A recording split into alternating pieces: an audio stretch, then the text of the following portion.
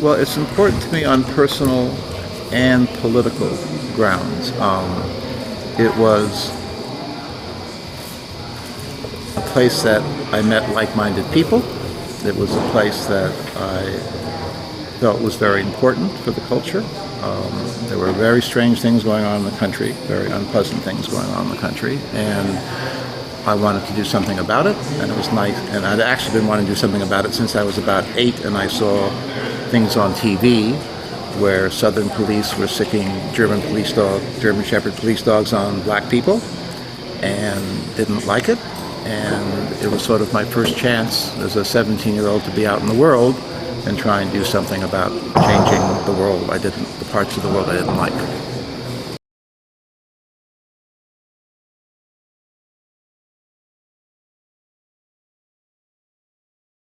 What was going on in 1963, 62 and 63, was that there were some students who'd gone to the South, been trained on how to do protests, marches, passive resistance, etc., and then they came back to the Bay Area. And the Bay Area looked very different than the way it looks to you. When I was a student at Berkeley, every Oakland cop was white. There wasn't one black, there wasn't one Chicano, there wasn't one Asian. And half those cops were Southern boys who'd been in the military, and there was no work in the South, so they came west to look for jobs. And they filled up the LA police force, they filled up the Oakland police force, they filled up the San Francisco police force. And if you went to any business, black people weren't hired in those businesses. Mexican people weren't hired in those businesses. So we, as a freshman, we were demonstrating right on Telegraph. There was a store called Lucky Market number 14, and we picketed that for about 3 or 4 months. They didn't have one black working in the store, not at the cash register, not in the warehouse, not anywhere. And then we started picking the Oakland Tribune, okay? Because they didn't have a single black reporter or a single black janitor. And so why was that one important? Well, that one was important because the Oakland Tribune was owned by a person by the name of Governor Knight. He was governor of California from 1953 to 1960. He also happened to be on the Board of Regents. And when students started picketing his newspaper in downtown Oakland, he got pissed off. And basically the Board of Regents said to the president of the university, get these kids, I want political action stopped on campus. And because up until then there'd always been some political tables, right on Bancroft, on the southern entrance of the campus. So why all of a sudden?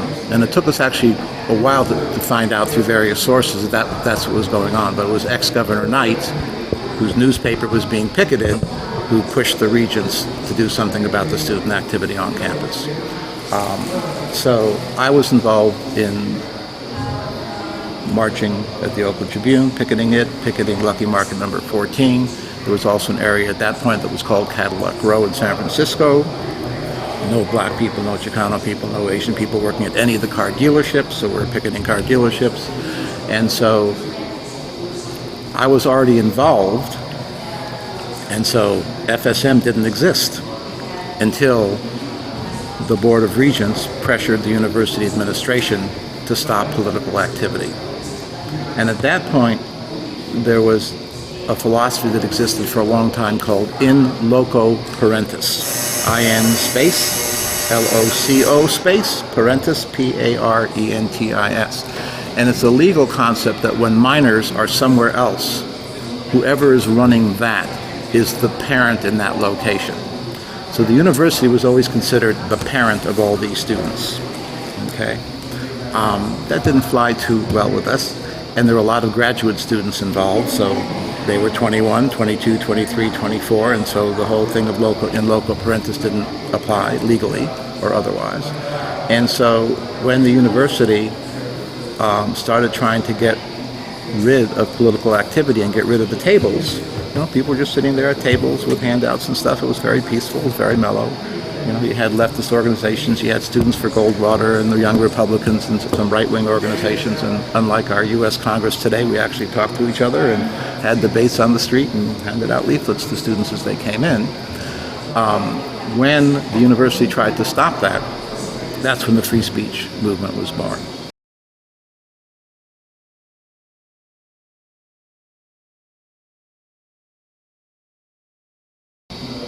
Well, I think if I had to pick one, and it's really the second, third, fourth, fifth choices are like right near number one, was when the police arrested Jack Weinberg, who at that point was not a student, but he was an organizer, I think for SNCC, for the Student Nonviolent Coordinating Committee, if not that, one of the other civil rights organizations. And spontaneously, I mean, again, there was no free speech movement at this point. It wasn't like the organizers said, oh, we got to go around those police cars and stop the police from arresting them. It just happened. And it happened partially because a lot of the people who were involved in picketing businesses in the Bay Area had been in the South, had trained in past nonviolent resistance, and that's just what happened. The police arrested Weinberg, put him in the car started driving off. All of a sudden there were 30 people in front of the car, and then there were 100 people in front of the car. And within I'd say an hour and a half, there were like 5,000 people around the car. The cops were laughing because they didn't know what the hell to do. They couldn't go anywhere. And we stayed around that car, I can't remember, for a day or two, but it stayed around for a long, long time. And so in a certain sense, that was, well, actually the free speech movement probably had already started at that point, because I think that was a month or two after they tried to take the political tables away.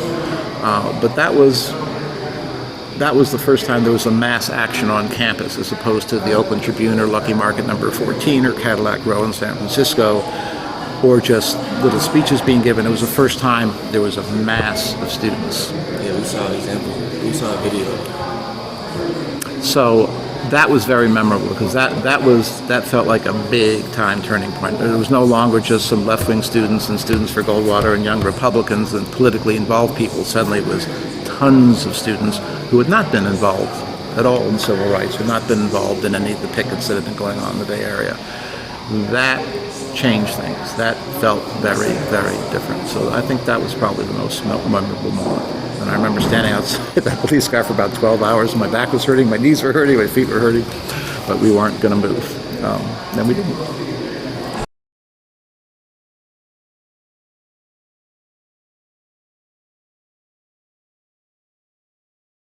I wasn't one of the major leaders. I gave speeches a couple times. I actually was one of the 806 people who were arrested in Sproul Hall, so I went and I sat in, and we were dragged out by the police in the middle of the night. And I was a liaison to the lawyers, so that's a place I was fairly active in discussing legal and political strategy. What do we want to do in the courtroom? What don't we want to do in the courtroom? And it was always a balance between, one, we didn't want a lot of our people going to jail for longish periods of time. But secondly, we also wanted to be very clear about what it was we were fighting for and what we wanted the political message to be. And legal strategy and political strategy didn't always align. So we had some long meetings where I and some, 10, 12 other people who'd been arrested met with our 6 lawyers, going through, they would lay out what they thought the legal defense should be and what should be raised, and we would object to certain things and be okay with other things, but they were long, long discussions. They were not easy discussions always. And that was sort of that was after the sit-in, but that was a major part of my involvement, was dealing with legal strategy in the courtroom.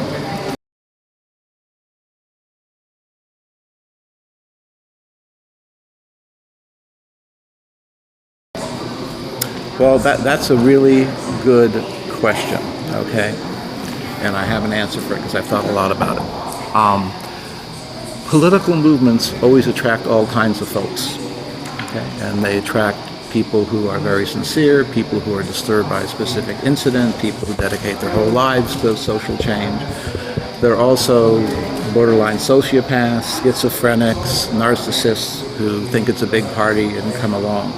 And there were some people who drew a lot of attention to themselves, who in my point of view were not serious politically,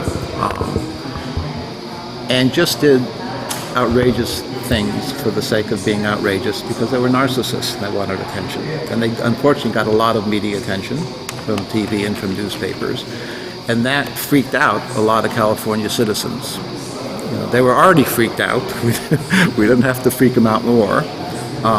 But that hurt the movement, and the mistake is that people didn't stand up and try and stop that.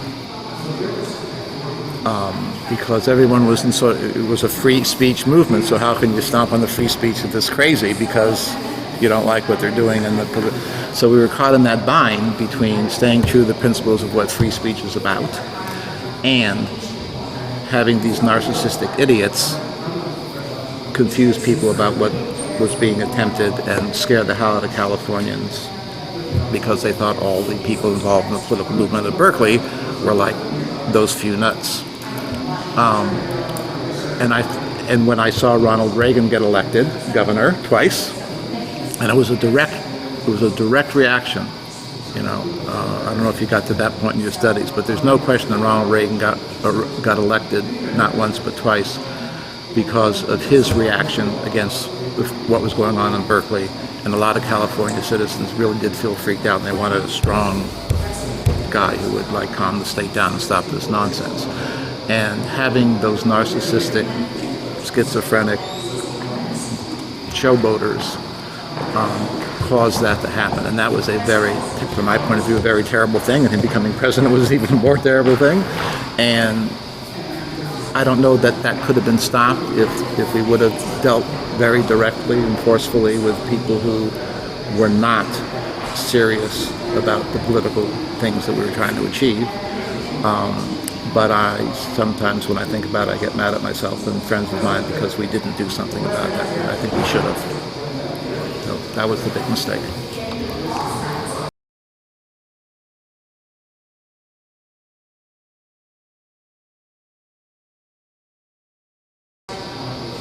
I had a legal record.